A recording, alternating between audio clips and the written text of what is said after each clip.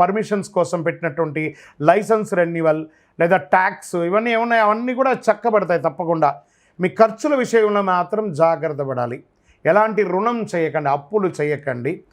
మీ యొక్క తల్లిదండ్రుల యొక్క ఆరోగ్యం పట్ల కాస్త శ్రద్ధ వహించాలి. ఈ మాసంలో ఆస్తి అమ్మకం, కొనుగోలు, నిర్మాణానికి సంబంధించిన పనులు, రియల్ ఎస్టేట్కి సంబంధించిన నిర్ణయాలు తీసుకోవడం చాలా మంచిది. వీళ్ళకి అందరికీ బాగుంటుంది.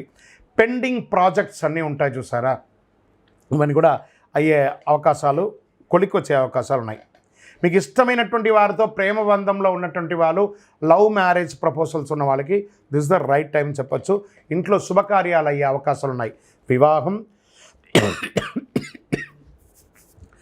ఉపనయనం, గృహప్రవేశం ఇలాంటివన్నీ కూడా అవకాశాలు ఉన్నాయి.